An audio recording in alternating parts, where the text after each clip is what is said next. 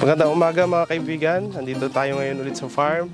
Time check, 8:30 na ang umaga. Ito yung mangga namin. Ayan. Lapit natin, no. So, malapit ng anihin. At meron na mga ayan, nahihinog. Ito, ayan, medyo nakakasilaw, ano. Ayan. Medyo nahihinog na siya. Ayan. Nakakabit pa dito sa mangga.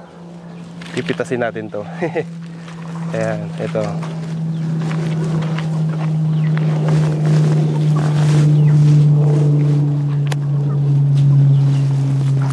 At etong mangga na to na napitas natin, isa ito sa mga kinakain ng mga native chicken natin dito. By the way, ang mga native chicken natin dito, ayan, yung tulad ng mga nakikita nyo, ang mga native chicken natin dito, na-identify ko na sila, ano. Sila yung mga Banaba. Ayan, Banaba native chicken. Mostly, ang Banaba daw ay makikita sa Batangas o nagmula sa Batangas or sa Quezon. Kaya dito sa buong Luzon, ang pinaka-regular o mostly na makikita natin na mga native chicken sa mga backyard racer or sa mga bahay-bahay lang, mga nag-aalaga lang. Ayan, ay Banaba native chicken. So, yan din ang ipopromote natin dito sa farm, Banaba native chicken. Nag-research kasi ako sa internet, sa Facebook, sa YouTube. Marami pa pala yung hindi nakakaalam ng Banaba native chicken. And ang napopromote nila ay Darag, which is galing sa Visayas, tsaka yung Zampen, galing sa Zamboanga. Pero syempre hindi tayo magpapahuli dito sa Luzon. Kailangan mai-promote din natin ang Banaba native chicken.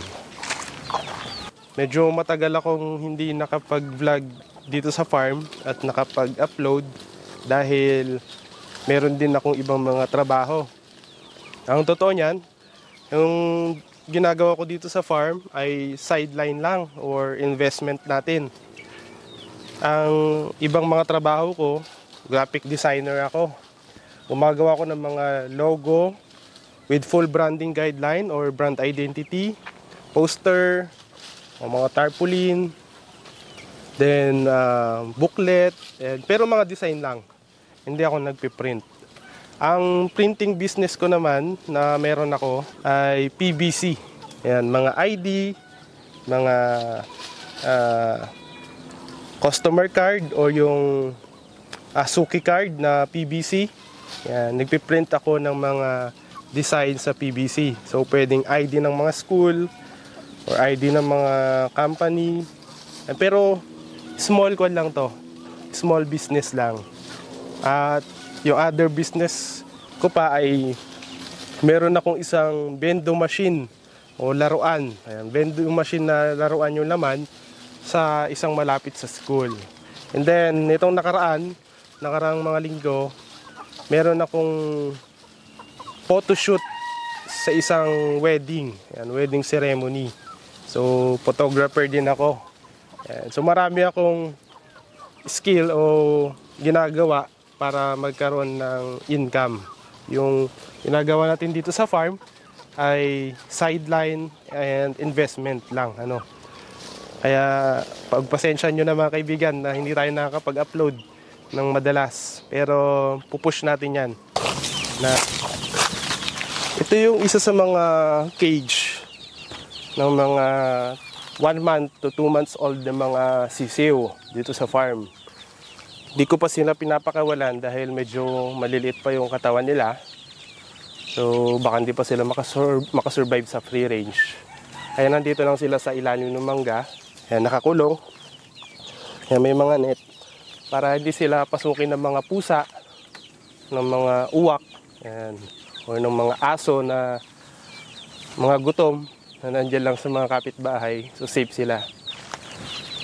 At itong mangga na to, ayan, yung napitas natin kanina na hinog na, bibigay natin to dito sa mga nakakulong na native chicken natin.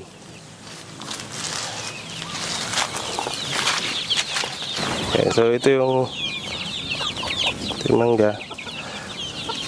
Hihiwain natin tong mangga para mabuksan at madali nilang makain.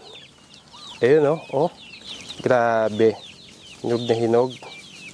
Itong kabila hindi pa. Yan. Reject na kasi to. Meron na tong tama sa loob, may uod na. Oh, pero itong side na to, grabe, sarap. Yan, may tama na to, may uod siya sa loob. Kaya pakain na siya sa mga manok. Bigay natin.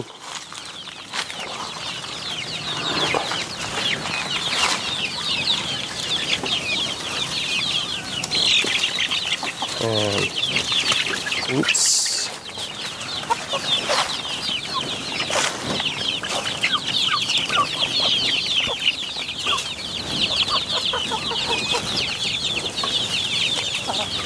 Ayan, so kinakain na nila yung mangga. Tipid, nakakatipid tayo ngayon sa pakain. Then, at the same time, napaka-healthy pa niyan. Vitamin C sa mga native chicken natin.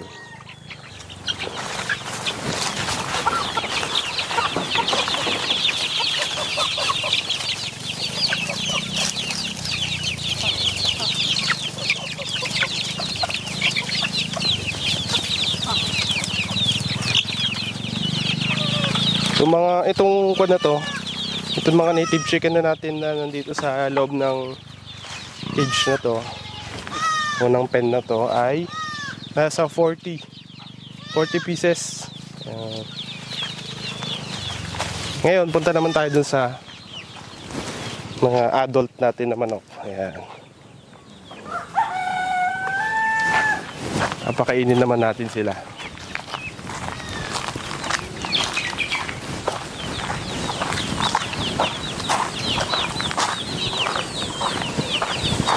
Ito nga pala yung ibang mangga. Ayan, na binibigay namin sa mga native chicken. Ay mga gulay na pinagbalatan tulad ng malunggay, puso ng saging. Lahat ng mga gulay na pinagbabalatan mula sa kusina, binubuhos namin dito para maging pagkain ng mga native chicken.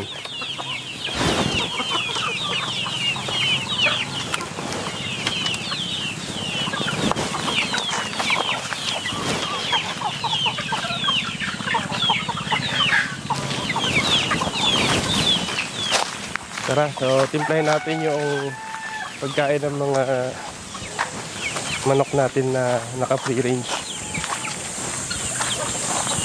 Ito yung pagkain ng mga native chicken. Meron tong counting feeds, merong kanin, darak, at yung bago nating ginagawa ngayon, nilagyan natin ng nilagang bunga ng malunggay. So para maging healthy sila.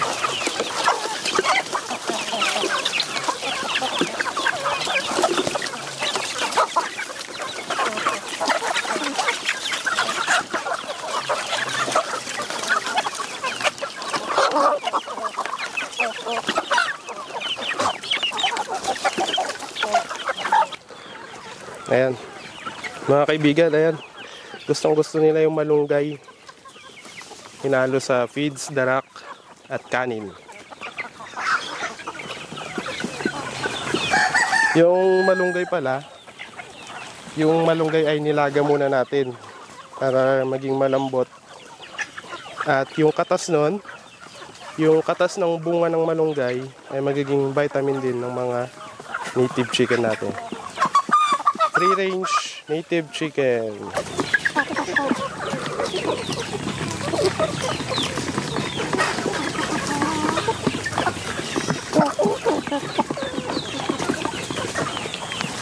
punta naman tayo dun sa mga itlugan ng manok. Tignan natin kung merong mga napisa.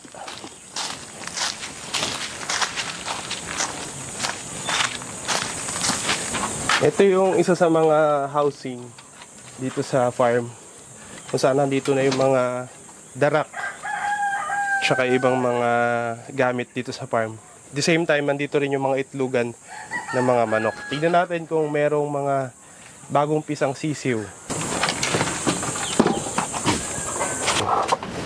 So dito may nangingitlog. Check natin yung itlog niya. Oops, yan, medyo madami rin. And then may nangingitlog. And here, so dito naman merong mga sisiw. Yan, napisa na sila. Yan.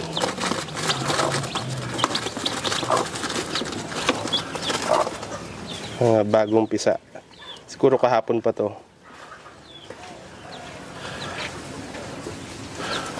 Yung nanay nila bumaba na. Doon kumakain.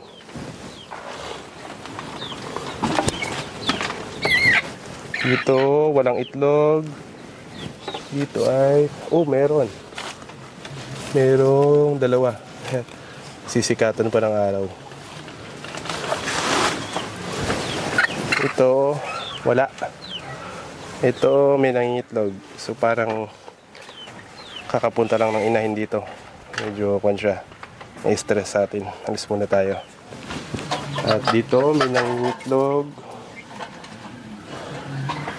Dito bakante.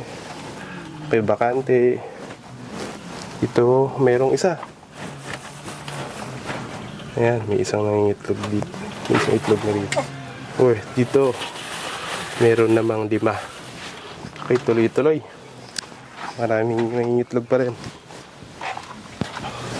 I think ang inahin ngayon na nangingitlog ay nasa 13 pa rin. Nakita tayo.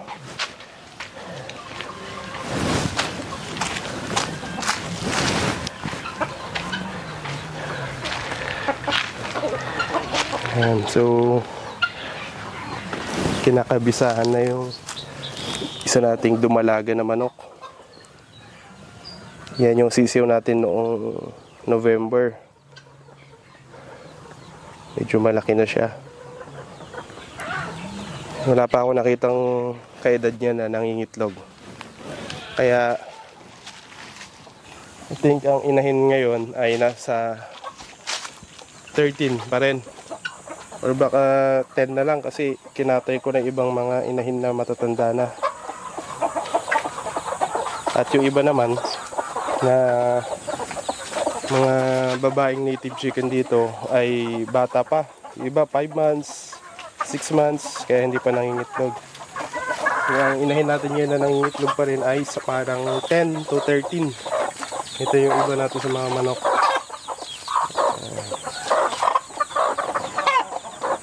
Yan yung mga sisiw nila. Ito yung isa sa binibigay nating vitamin. Vitamin 2.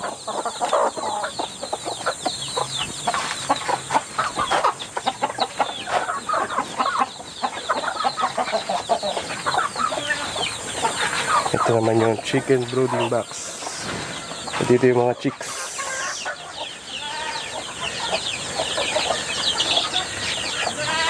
Ito pala yung cabinet na ginagawa ko nung nakaraan. Malaking cabinet. So, hindi ko na na-videohan na ginawa ko siyang brooding box. Hindi ko na na-videohan yung finish. Kasi nagmamadali ako nun, tsaka busy. Kailangan nakafocus lang sa paggawa. Kaya hindi na ako nakapag-video. Ang kasya dito siguro mga 100 na chicks. Kasi last time, nasubukan kong kargahan to ng 60 pieces na chicks. Mga sisiw. Yan na yung cabinet. Lumang cabinet na ginawa nating brooding box. Ilaw sila dyan pag gabi para hindi mag-stampede. Tapos lagyan natin ng sako. Tapos sa ibabaw ay mayroong mga ipa o rice hull. Hindi natin kailangan bumili ng mga mamahaling materyales ng mga plywood. Reta-retaso lang. Lumang cabinet to ng kaibigan ko na ginawa kong chicken brooding box.